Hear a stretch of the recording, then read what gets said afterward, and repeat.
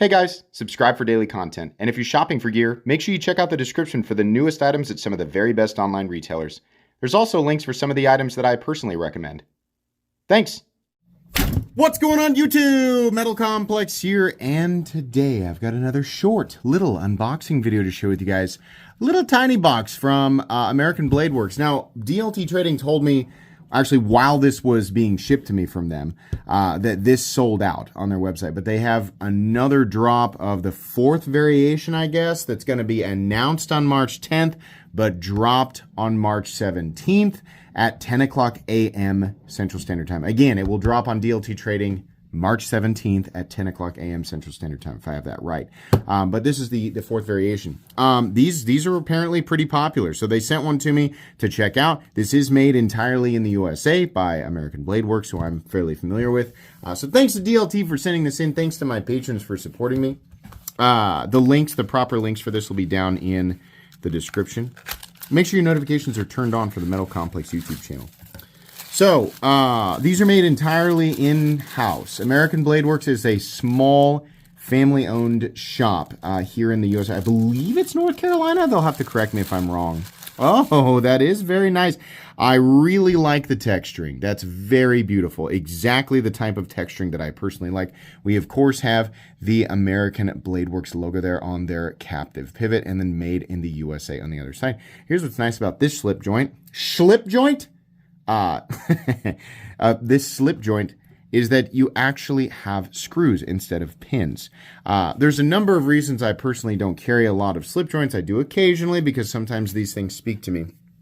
One of the main reasons is a lot of the classic ones I just can't adjust. I am not a classic pocket knife person, but one of the biggest things to me is being able to adjust and disassemble my knives easily if I need to. Not that I do it all the time, but if I need to, I want to have access to it, and the pins are not always optimal in my opinion. So it's nice that this has screws. The diamond texturing is actually meaningful. It's not aggressive, it's not a cheese grater, but it's enough that my fingers are slowing down, right? Not that you'd really be bearing down on this type of knife super hard. Let's go ahead and pull this out. Ooh, it's a tough one. I think, in my opinion, while you can pull here, probably would have been better to run that out, maybe make that flat a little longer and run that out, because I'm wanting to pull it from here. This is pretty heavy, you can see.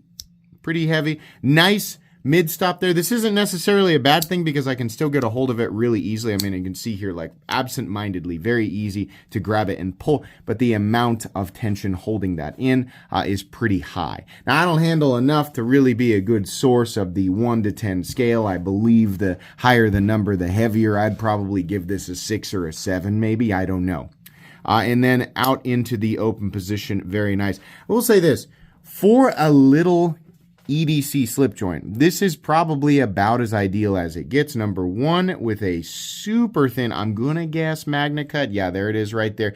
And they do run their MagnaCut 63 to 64, which is very cool. But a hollow ground Wharncliffe MagnaCut blade, that's about, you know, ideal for a little EDC slip joint. This is the type of knife that you carry when you don't expect to do any crazy heavy-duty tasks, right? I mean, honestly, as long as you don't put any pressure on the spine of the blade, you're going to be fine. But your little daily sort of draw cuts or package opening tasks, or just like light, quick cutting tasks, this is pretty ideal. And it also looks really nice too. I like that. Now let's take a look at the finish on this blade here real quick. I want to see if there's any leftover machining marks. I did see that. Not that it affects the knife in, you know, functionality, but on the last model that I had from American Blade Works, like the aluminum Model 2, there were just like some sort of machining marks left over that didn't quite blend very well with the tumbling. So I don't really care if there are marks on this blade, but what I'm looking for are the indications of just like, you know, the machining marks that are left over on the blade if they didn't get completely, you know, removed during the finishing process. And honestly, this looks pretty consistent. I don't see much outside of maybe just your standard tumbling, perhaps a couple, so I mean, like a couple little machining marks left over right there. It's not that big of a deal, and because this is a tumbled blade, they will blend pretty easily with the finish around it. But I always like to see those completely and totally eliminated in the final product. I don't necessarily, like anybody who's going to use this knife, it's really not going to matter to them. It's just a visual thing, right? Outside of that, though, very nice, thin, hollow ground blade. Very nice, very razor sharp, screaming sharp edge on this. Very cool. Fit and finish all the way around. Looks very, very good. Let's take a look at the contact here between the, basically the spine, how the slip joint locks up there. Looks like we're running on phosphor bronze, but how this interacts with the blade, it looks like it's absolutely, about as perfect as it can get. Lined up exactly right. You have no left and right blade play. Love the half stop. Big thing that I bring up with all of these style knives, I cannot stand it when it's got this sort of floppy, mushy, gushy mid-zone. Don't like that. There needs to be a distinct spot. I prefer it at an angle, but 90 degrees is fine, and then snap into the closed position. That's what I like. This guy appears to be a little bit off center. I don't know if that's, I can't say that that's intentional, right? Like a slip joint still should be centered up. So let's see if we can correct that real quick. Knives should be centered from the factory, absolutely, especially now in 2026. But it is not something that I personally will send a knife back for. I will not send a knife back and say this is off-centered. I'm not going to keep it. It's irritating, not a deal breaker, because most of the time I can actually fix it. So that's a T15. I forgot there. And then these smaller guys. Oh, yeah, wasn't it American Blade Works I figured out was like a T7 or something weird like that? Here's the T7. That is just bizarre. The T7 fits. I feel like that cannot be the case. I am still double...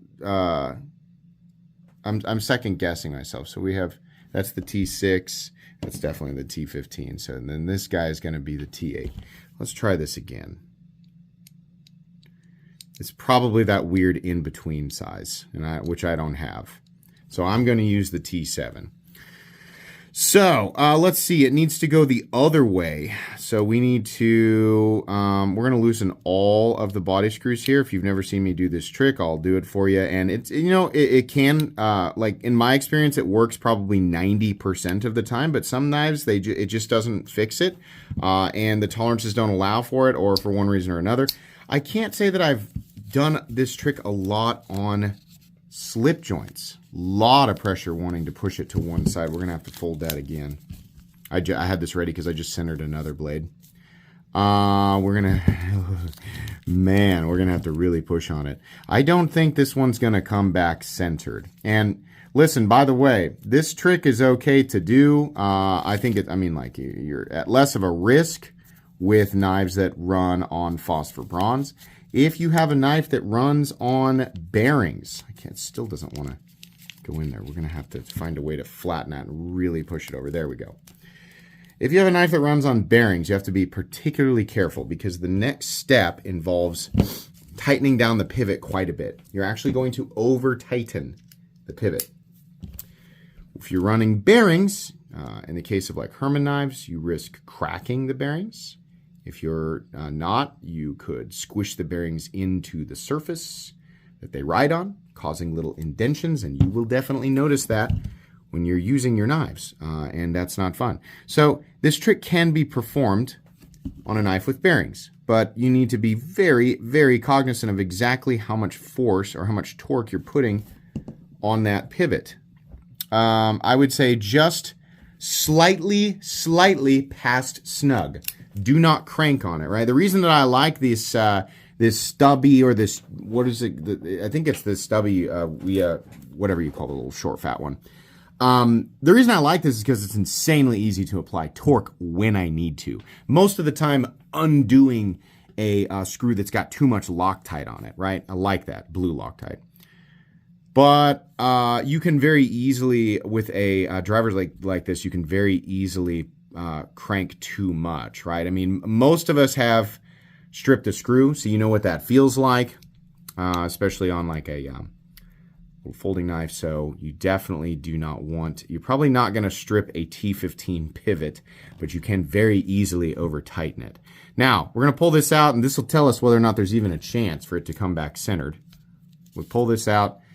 We have come slightly further, but it is still favoring that side. And now it's actually, so it is over tight.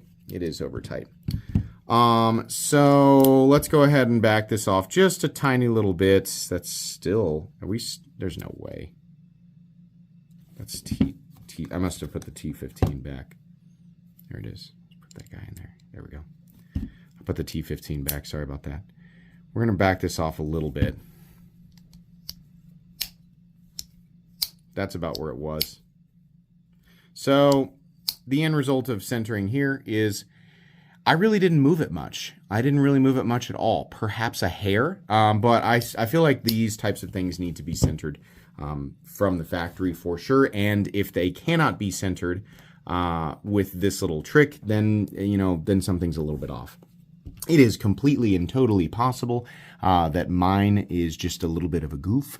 The other American Blade Works knives that I have seen, at least to my recollection, have been centered. Yeah, I don't know. It's slightly off. If centering is not something that bothers you, then you'll be fine. This one appears to have a bit of a centering issue, so I don't know.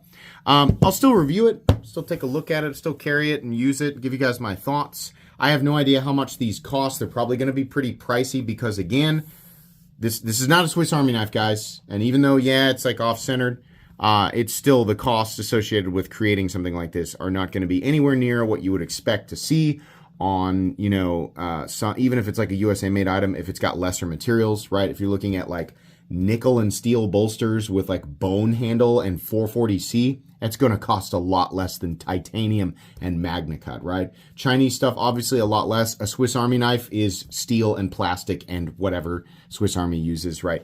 Or Victorinox. So as much as people are going to want to knee-jerk lump this in with those types of knives, this actually is going to cost substantially more money. But, people are going to think what they want about the price tag, especially now, with me pointing out the off-centering issue. I just want to try and be fair about it. So I'll have this linked down in the description, at least to the best of my ability, and you guys can check it out.